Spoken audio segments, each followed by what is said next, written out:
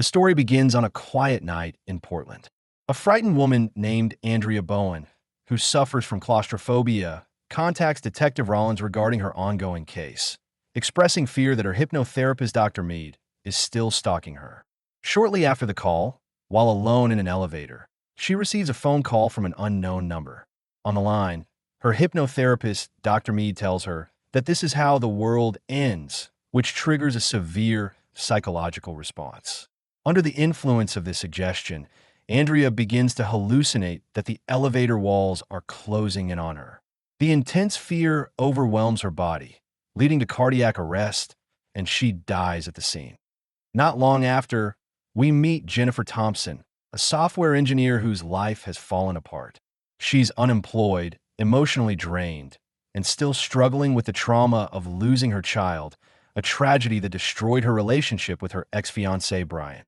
Jennifer attends a housewarming party hosted by her friend Gina and her husband.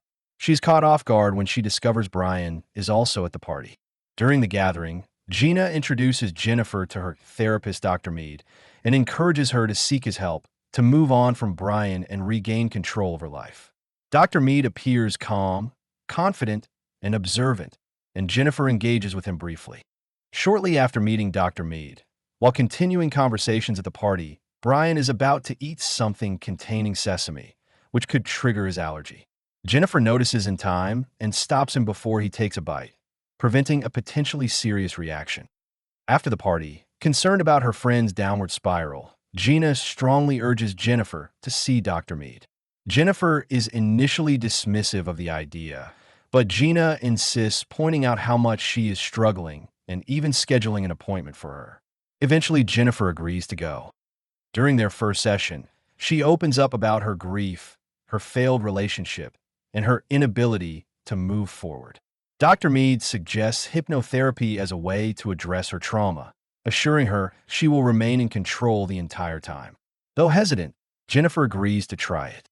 As the session begins, Dr. Mead guides her into a trance, leading her through calming imagery. When she wakes up, she feels disoriented but noticeably lighter. Over the next 3 months, her life begins to improve rapidly.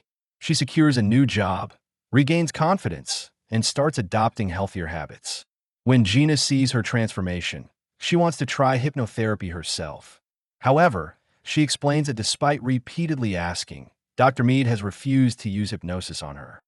After securing her new job, Jennifer runs into Dr. Mead by chance at a cafe. He congratulates her and offers to buy her coffee, and the two sit down together. During their conversation, Dr. Mead shares more about his personal life, mentioning that he once had a mentor named Dr. Sullivan, who influenced his methods. He also reveals that he was married to a woman named Amy, whom he describes as the love of his life, but who has since passed away. During this meeting, Dr. Mead advises Jennifer to invite her ex-fiancé Brian over for dinner in order to begin healing their broken relationship. Jennifer follows his advice and begins preparing for the dinner.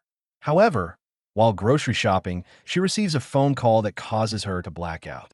When she regains awareness, she finds herself sitting at her dining table with no memory of what happened.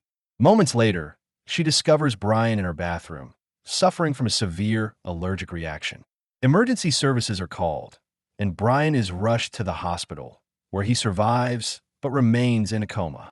After the incident, Jennifer feels uneasy about the missing time and is not sure what really happened.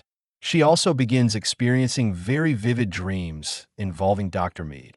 While checking the grocery bag from that night, she finds a receipt from the store showing she bought sesame oil, which Brian is deathly allergic to. This triggers her memory of what happened. She remembers receiving a call from an unknown number, but it was Dr. Mead, and he told her to carry the fire, which put her into a trance. She then recalls reaching under the sink, taking the sesame oil, using it to prepare the salad, and watching as Brian started choking on the food while she sat there, sipping wine. Jennifer begins searching for information about Dr. Mead online and discovers a criminal complaint filed by Andrea Bowen before her death, in which Andrea claimed Dr. Mead was stalking and manipulating her. The details closely matched Jennifer's own experiences, especially the missing time and growing sense of fear. Jennifer shares her findings with Gina and explains what she now remembers about the night Brian was poisoned. She believes Dr. Mead is using hypnosis to control his patients. At first, Gina is skeptical, but Jennifer shows her the evidence, including the complaint and the lack of any real background on Dr. Mead. Realizing the similarities, Gina begins to take the situation seriously. They decide to go to Detective Rollins, who handled Andrea's case. The detective listens to their concerns and reveals that Andrea had also reported missing time and fear before her death. He shows them surveillance footage from the elevator, where Andrea appears to panic and hallucinate before collapsing. He explains that extreme fear can trigger a fatal physical response, even without a physical threat. As the pieces come together, Gina becomes worried since she recently underwent hypnosis with Dr. Mead as well, putting her at potential risk. Jennifer returns to Dr. Mead under the pretense of another session, but her real intention is to secretly record him and gather proof. During hypnosis, Dr. Mead questions her and quickly realizes why she's there. After the session, when Jennifer listens back to the recording, it confirms that Dr. Mead knew she was trying to incriminate him and that he's aware she went to the police. Jennifer immediately calls Gina and warns her that Dr. Mead knows they are onto him and that she may be in danger. At the time, Gina is driving with her husband. She ignores Jennifer's warning and answers another incoming call. On the phone, Dr. Mead speaks to Gina, uses a trigger phrase, and she slips into a trance. He exploits her fear of spiders, causing her to hallucinate a tarantula crawling on her. Gina loses control of the car, panics, and crashes. The accident kills both her and her husband. Following the crash, Detective Rollins confronts Dr. Mead at his office, presenting files that link several deaths to his former female patients, all of whom share similar physical characteristics. He points out the pattern and questions Dr. Mead about his selective use of hypnotherapy. Dr. Mead remains calm and dismissive, offering controlled answers while avoiding direct admissions. During the visit, Detective Rollins discreetly takes a spoon Dr. Mead used, intending to run his fingerprints. Before leaving, Detective Rollins makes it clear he does not trust him and plans to continue investigating. Shortly after, Dr. Mead goes to Jennifer's apartment uninvited. When she opens the door, he uses a verbal trigger to briefly paralyze her, demonstrating the control he has over her mind. While she's unable to move, he taunts her, implying that Brian and Gina were obstacles and that he removed them. He also suggests that Detective Rollins will be dealt with next before leaving her shaken. That night, Dr. Mead triggers another one of his patients and sends her to Detective Rollins' home.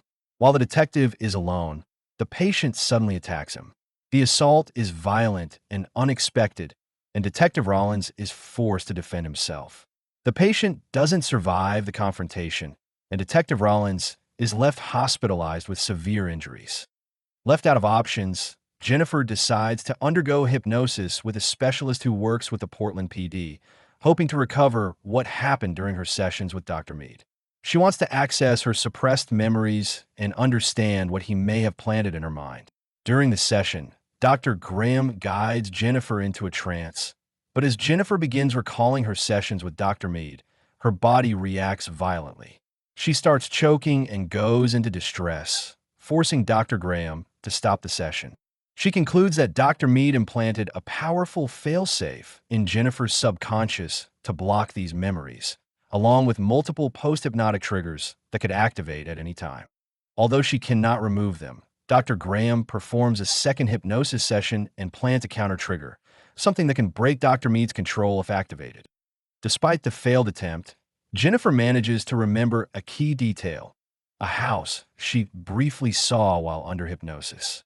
She traces the address to Dr. Xavier Sullivan, the mentor Dr. Mead mentioned, and discovers that Sullivan was involved in the MKUltra mind control experiments. Jennifer calls Detective Rollins to tell him she is going to see Dr. Sullivan, believing he may have answers about Dr. Mead. At the same time, Detective Rollins receives the fingerprint result from the spoon he took earlier, which reveal that Dr. Mead is actually Julian Sullivan, Xavier Sullivan's son, and a wanted killer who has been operating under a false identity. Realizing Jennifer is walking into danger, Detective Rollins forces himself out of his hospital bed and heads to find her. When Jennifer arrives at the house, she finds signs of a struggle and realizes something is wrong. Dr. Mead appears and reveals the truth. Sullivan was his father, and the house belongs to him. He then uses a trigger to put Jennifer into a trance and takes her to a second location he has prepared. When she regains partial awareness, she finds herself paralyzed and surrounded by staged memories. Dr. Mead explains that he has been planting memories in her mind, reshaping her identity to match his deceased wife, Amy. He reveals that previous patients were also attempts, but none were perfect like Jennifer. Meanwhile, Detective Rollins tracks Jennifer's location. A police team raids Dr. Mead's office, but it's empty. Detective Rollins continues alone and eventually finds Jennifer at the house. Inside, Dr. Mead prepares to fully complete his control over her. Detective Rollins confronts Dr. Mead, and a violent fight breaks out. During the struggle, Dr. Mead repeatedly uses verbal commands like sleep to try to control Jennifer. But Jennifer regains control, picks up a gun, and aims at the two men, fires, and then collapses. When Jennifer regains consciousness, she wakes up disoriented on the couch as Detective Rollins tries to calm her down. Believing the confrontation is over, she leans into him and he embraces her. However, this moment is revealed to be another illusion created by Dr. Mead's post-hypnotic suggestions. She is still under his influence, trapped in a false sense of safety while Dr. Mead continues to manipulate her perception of reality. Dr. Mead calls her my love, the same phrase he used during previous sessions. But this activates the counter-trigger that Dr. Graham planted in Jennifer's subconscious. The suggestion immediately breaks Dr. Mead's hold over her, allowing Jennifer to see the situation clearly for the first time. She realizes she actually shot Detective Rollins. Now fully aware, Jennifer resists further commands, even as Dr. Mead tries again to force her into submission. In the middle of the struggle, Detective Rollins, who is injured but still conscious, directs her toward the gun in his ankle holster.